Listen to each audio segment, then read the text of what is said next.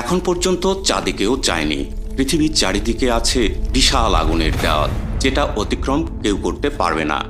এমন অবৈজ্ঞানিক দাবির সাথে আমরা কম বেশি সবাই পরিচিত। এমনকি এই অবৈজ্ঞানিক দাবি নিয়ে একজন তো আস্ত বই এবং ভিডিও প্রতিবেদন তৈরি করে রীতিমতো প্রোপাগান্ডা ছড়িয়ে দিয়েছেন।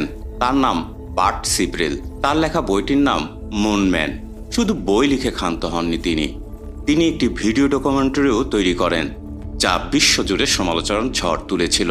নাম দিয়েছিলেন a funny thing happened on the way to the moon. আসলে এটি মূল বিষয়ের চরম অতিরঞ্জিত রূপ। তাহলে আসল ঘটনা কি?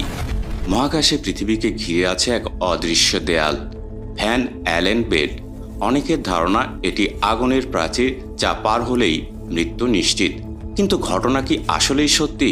আসলে আগুন নয়, এটি মূলত তীব্র তেজস্ক্রিয় কণার বলয়। সূর্য থেকে আসা সৌরজগৎ এবং মহাজাগতিক রশ্মির চার্জিত কণাগুলো যখন পৃথিবীর শক্তিশালী চৌম্বক ক্ষেত্রে ধরা পড়ে, তখন এই বলয় তৈরি হয়। নাসার অ্যাপোলো মিশন কিন্তু এই বেল্ট ভেদ করেছিল খুব সহজেই। কি করে সম্ভব হলো? বিজ্ঞানীরা বেছে নিয়েছিলেন এই বেল্টের সবচেয়ে পাতলা অংশটি। গতি তীব্র থাকায় মাত্র কয়েক ঘন্টার যাত্রায় মহাকাশযানটি এই এলাকা পার হয়ে যায়। অথচ এই বইয়ের পেছনে সরাসরি দাবি করা হয়েছে যে আজ পর্যন্ত মানুষের তৈরি কোনো মহাকাশযান নাকি এই বেল্ট ভেদ করে উপরে যেতেই পারেনি।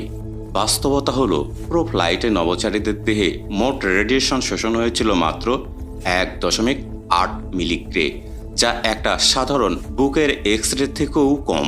আমরা যদি 1 মাস ইন্টারন্যাশনাল মহাকাশ স্টেশনে থাকি, তার চেয়েও বেশি রেডিয়েশন পাই সেখানে। অ্যাপোলো 11-এর ক্রু তো পুরো ভ্রমণে পেয়েছিলেন মাত্র 0.18 রেডিয়েশন। তুলনায় একজন ক্যান্সার রোগীর দৈনিক যে রেডিয়েশন থেরাপি নেন, তা এর চেয়ে 1000 গুণ বেশি। ভ্যান অ্যালেন বেল্ট কোনো অবৈধ দেওয়াল নয়, এটি অভিযানের জন্য একটি হিসাব নিকাশের চ্যালেঞ্জ মাত্র। আর অ্যাপোলো মিশনগুলো প্রমাণ করে গেছে যে সঠিক পরিকল্পনা থাকলে এই আগুনের বলয় শুধুই এক অদ্ভুত সুন্দর আলো, যা পথের ধুলোর মতোই উড়িয়ে দেওয়া সম্ভব। বিজ্ঞানের পথে হাঁটুন, অন্ধবিশ্বাসের প্রোপাগান্ডা নয়। সাথে থাকুন ফলো অথবা সাবস্ক্রাইব করে। দেখা হবে পরের ভিডিওতে।